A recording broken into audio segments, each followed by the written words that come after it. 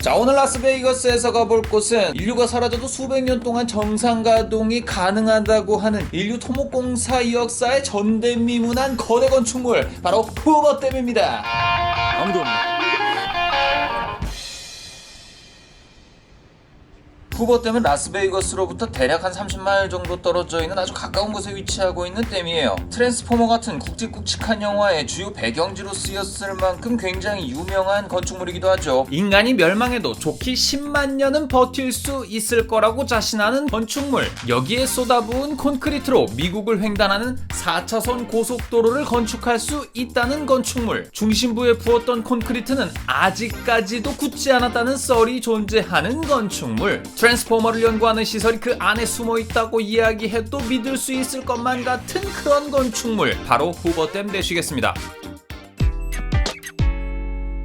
오늘은 이곳을 방문했던 기억을 되짚으면서 여러가지 이야기를 좀 해보려고 합니다. 후버댐은 미국의 복잡한 역사 속에 만들어진 현대판 피라미드라고 일컬어도 과언이 아닌 수준의 건축물이에요. 쏟아부어진 콘크리트만 해도 6,600만 톤이고 높이는 우리나라 63빌딩과 맞먹는 높이인 221m를 자랑하고 있습니다. 그냥 막무가내로 콘크리트만 때려붓는다고 해서 이런 건물이 탄생하진 않겠죠. 생각보다 엄청난 공학적 설계가 들어갔다고 해요.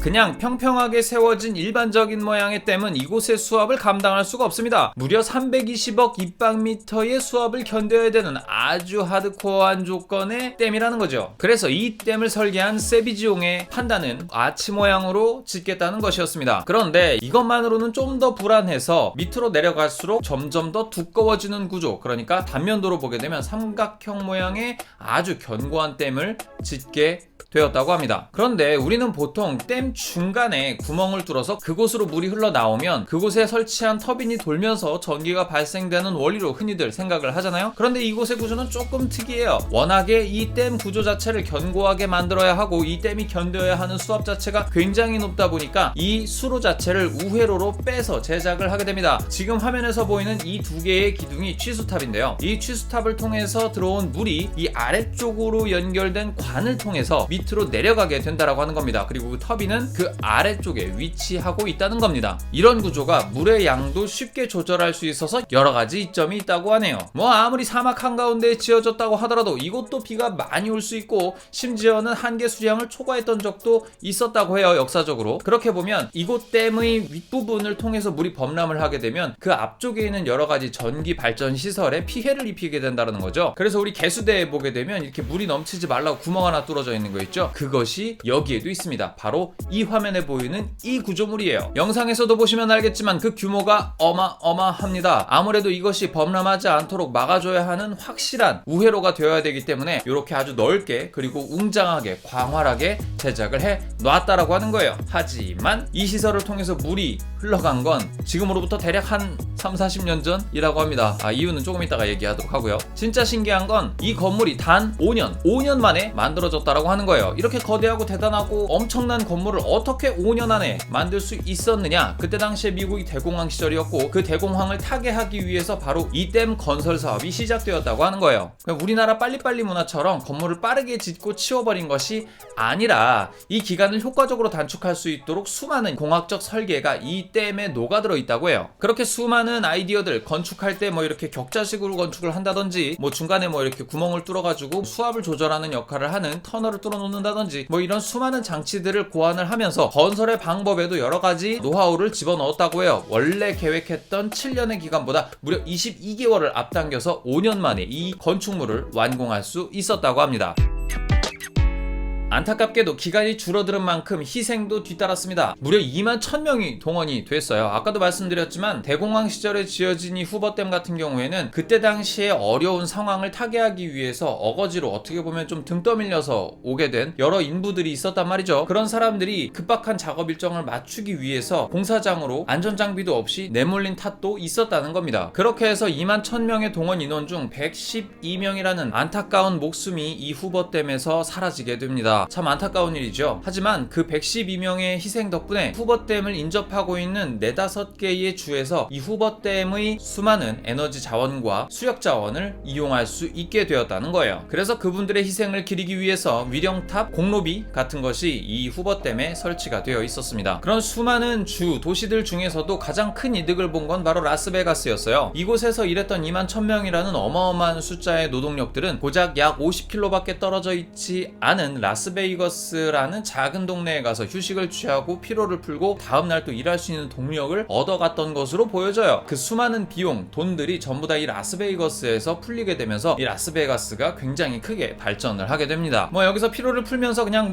잠만 잔 건 아니겠죠? 술도 먹고 유흥도 즐기고 여러 가지 활동을 했을 텐데 자세한 이야기는 패스하도록 하겠습니다.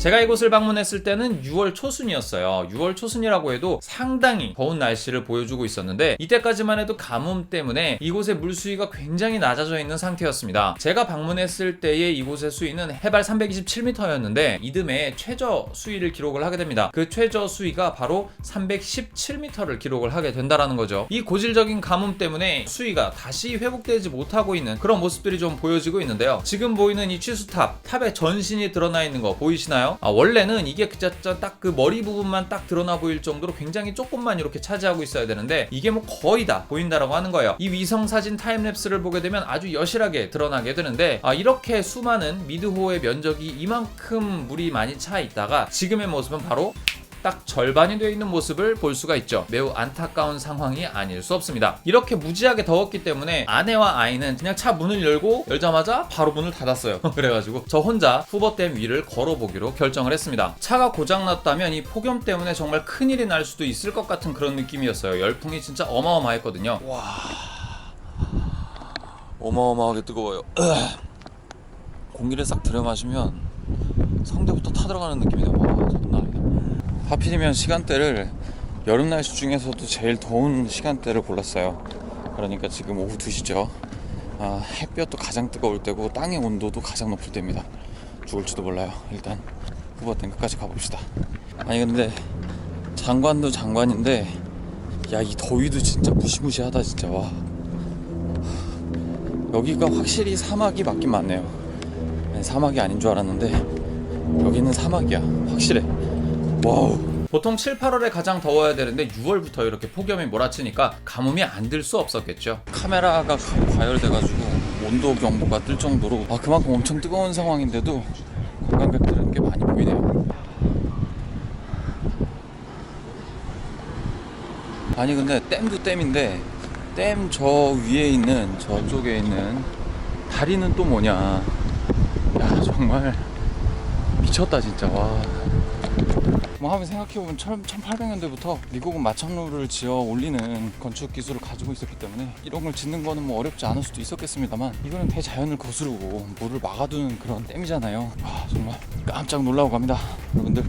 하지만 이게 날씨가 너무 더워서 사실 여기에 오는 걸 추천드리기로는 오전 시간대 많이 추천을 드릴 것 같고요. 제가 온 이 시간대는 절대 오지 마시길 바랍니다. 건 오징어가 되는 체험을 해보시고 싶으신 분들은 이 시간에 오셔도 무방할 것 같네요. 여기 1시간만 더 있다간 정말 수분이 쪽 빠진 마른 오징어가 될 것 같습니다. 실제로 후버댐을 방문했을 때 너무 더워서 기념품 샵이나 이런 곳들을 돌아다닐 수가 없었어요. 가족들도 기다리고 있었고 아무리 에어컨을 틀어놓은 차라고 하더라도 완전히 시원하진도 않았기 때문에 가족들이 좀 고생을 하고 있었거든요. 그래서 저는 애리조나주에서 네바다주로 넘어갔다가 네바다주에서 다시 애리조나주로 넘어오는 이런 횡단 정도만 해보고 다시 차로 복귀하게 됩니다. 하지만 인류가 만들어 놓은 지상 최대 건축물 중 하나를 내 발로 직접 걸었다라고 하는 것은 저에게는 매우 큰 의미가 있었습니다. 다음에 한 번 더 가볼 기회가 생긴다면 동상 앞에서 사진 찍을 거 다 찍고 기념관 돌아다녀 볼 거 다 돌아다녀 보고 기념품 살 수 있는 거 다 사보고 싶은 마음뿐이네요.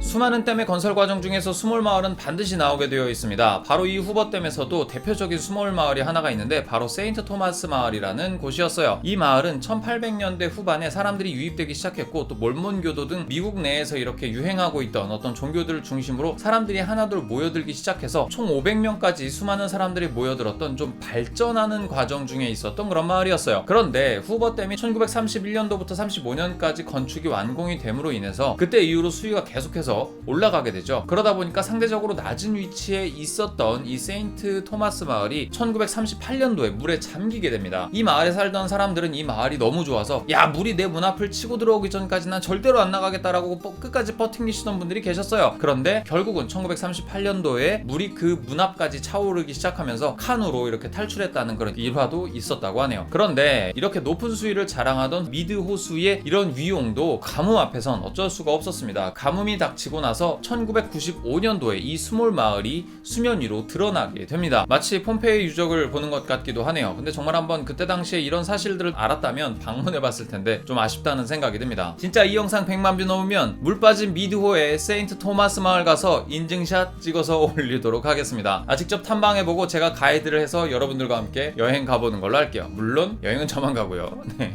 실제로 그래프를 찾아보니 이곳의 수위는 2022년도에 최저 수위를 기록하게 됩니다. 다행히도 2023년 7월부터 수위가 점점 회복되기 시작을 해서 지금 현재에는 그래도 2021년도 수위까지는 어느 정도 회복을 하기는 했는데 그렇다고 충분한 양은 아닌 걸로 보여집니다. 전체 그래프를 보게 되면 꾸준하게 우하향세를 보이고 있는 게 보이죠. 아무래도 이 지구상의 기후가 아주 많이 안 좋아지고 있는 것 같긴 합니다. 야, 진짜 세상이 어떻게 되려고 이러냐 걱정이 앞서네요. 여기까지 점검이었고요. 하시고 싶으신 말씀 있으면 댓글 달아주시고요. 좋아요와 구독하기 잊지 말아주세요. 다음엔 더 재밌는 얘기 들고 찾아올게요. 다음에 또 만나요. 봄 빵.